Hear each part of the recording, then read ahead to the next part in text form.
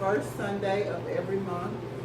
We do 7-Minute Sundays, which is a literary and performing arts series right here in the arts apartments. I've been doing it since probably about this time last year, and it just keeps growing and growing and growing. So happy to have Sarah here today to open up this year's first reading.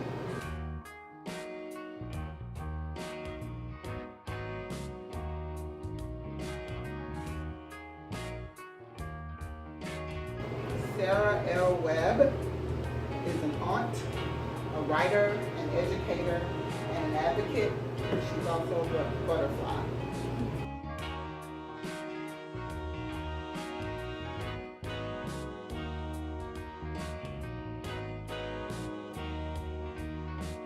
She's the creator of Colorism Healing.org.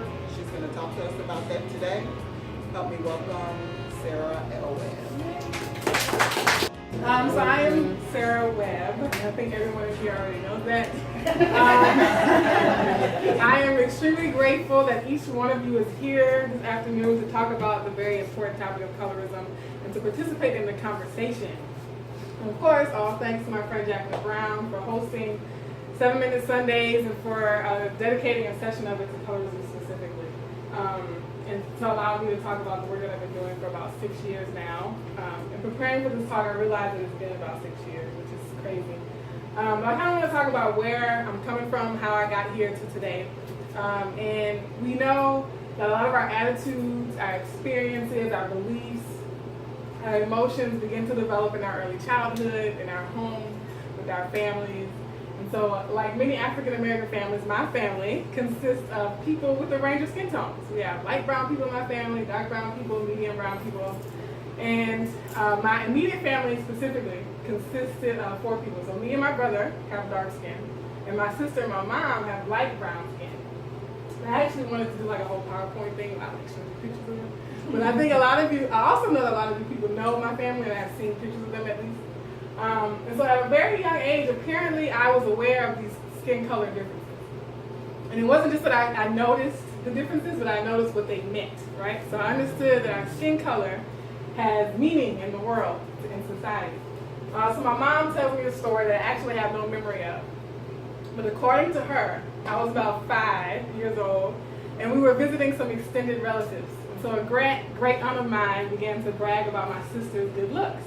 And she said, "Oh, I'm going to have to watch her because she's a pretty one."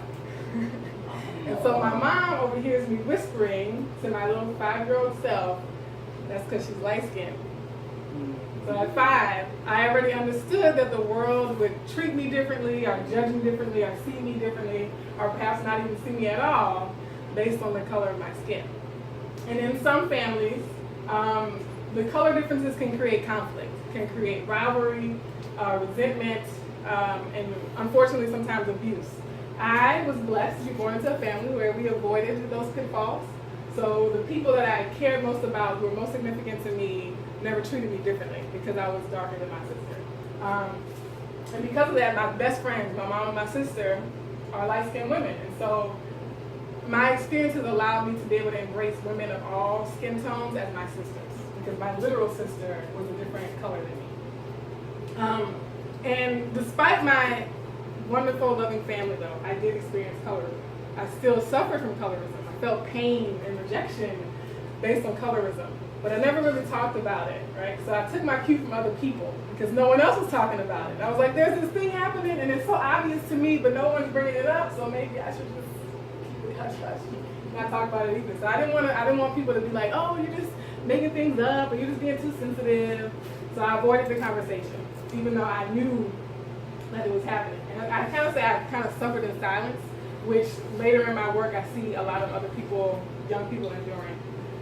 But fast forward about 2 decades after my mom overhears me at age 5, something compels me to break my silence, right? There's something happens that convinces me that I need to give up my silence. As much as it seems to protect me, I realized that it wasn't worth not speaking out about colorism.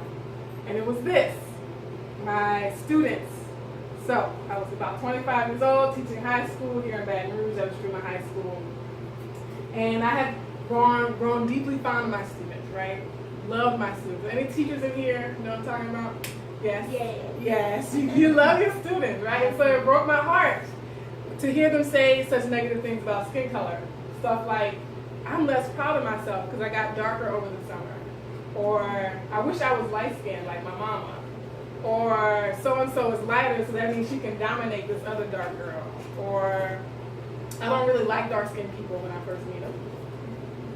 And so these comments, they shocked me. And they weren't just comments I overheard. Like, they were actually saying these things directly to me, a dark-skinned woman.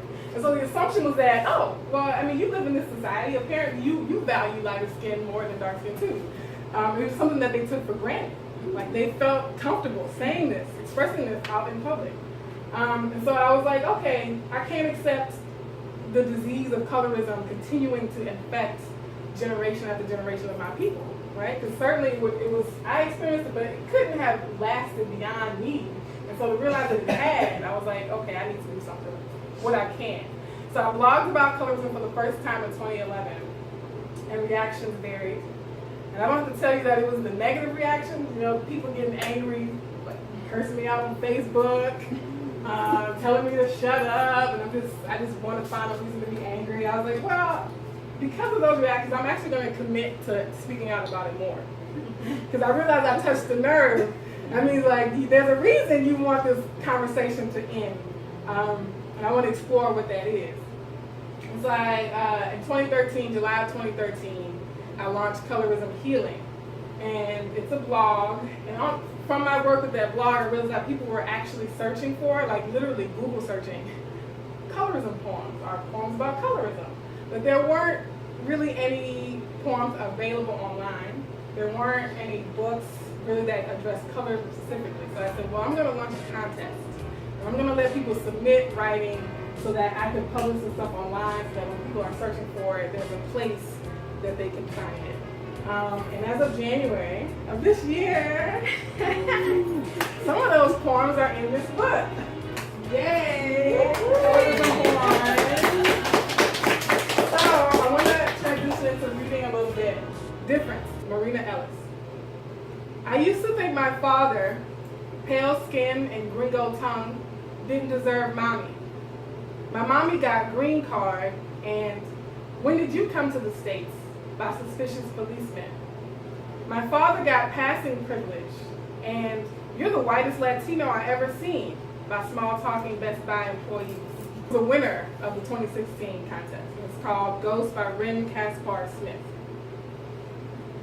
He walks a fine line everyone wants to ignore, a grand tightrope act which no one really watches at all. He is always in the box marked other. There are piano keys coming together to form a symphony in his skin, but they only ever see a child banging blindly, fists clenched, trying to make the loudest sound. Because when you put black and white together, you are doomed to a life of grayscale. There's not enough melanin in his skin for him to hang with that crew. They hold his wrists next to theirs and scoff. And he's wishing he was born just a few shades darker. And he's thinking if they could just look closer at his features, the wide bridge of his nose, his round dark eyes, his hair thick and twisted, and his perseverance, and the soul in his voice when he sings. They might see him instead of a blank canvas. But they don't know what it's like to grow up stretched so thin and pale that your siblings see straight through you. There's too much melanin in his skin for him to hang with that crew. So this one is titled The Blacker the Berry. So a lot of people are familiar with that phrase. It's meant to affirm dark black beauty. And it was written by a young poet named Kiki Nicole. 1. Whiteness becomes you, wants to eat you, stays hungry. I see the way it be looking at me, grasping at the flesh of me. It dreams of drinking from my middle passage, stays thirsty. 2. What are you? He asks. Black, black, black, Negro, mixed with Negro, black. You're too pretty to be all black. There's a privilege in pretty, and a skin that matches the paper bag, and a body so far removed from the diaspora you almost forget it is there. 3. There is a science to becoming, and it is called All That Is Left by Heidi Andrea Restrepo Rhodes. I excavate the epigenetic residue, strata of history and its traumas. The hue, my uncle's arms wrapped around me, tracing my fingers around the cigarette and clove follicles embedded in his darkness. Epidermal storying speaks quiet declarations of the Black Atlantic and severed gods, ruptured prayer, jungle ghosts, genealogies left behind in the struggle to survive in the land where white was beauty and power and all that was solid enough in the eye's eye. My grandfather is the lightest of his siblings, his white papery skin translucent in the Paisa sun, no match for the deep leaden shield of his brothers and sisters' cinnamon umber. Getting Blacker, Katrina N. Robinson. When I was young, my sunscreen didn't come from a tube. It came in the form of an amused voice warning me to stay out of the sun before I got any blacker. As if getting blacker was the undesirable thing, the wrong thing, or even the scary thing. Getting blacker was to be avoided at all costs. It meant recesses spent in the shade and cowering in the dark corners of life. But over the years, and in so many ways, I've become blacker. It has little to do with my dark brown skin tone. It has everything to do with realizing the beauty of blackness, the strength of blackness, the resilience of blackness. And so this book is dedicated to all the girls and boys, women and men, wounded by colorism who seek a space to give voice to their pain, and to those who search for a space to journey through the healing process with a loving and compassionate community. And I wrote an introduction, so for people who are not familiar with colorism, there's an introduction, some definitions, some basics, the history of the concept. And a quote, I begin the introduction with a quote by Bell Hooks that says, "Healing takes place within us as we speak the truth of our lives." This is a testament to them speaking the truth of their lives. And so we can witness their truths and also get healing from witnessing other people speak their truths. And for people who submit to the contest this year, you could not only win cash, but you could be published in the next version of this book. Your truth and share it with the world.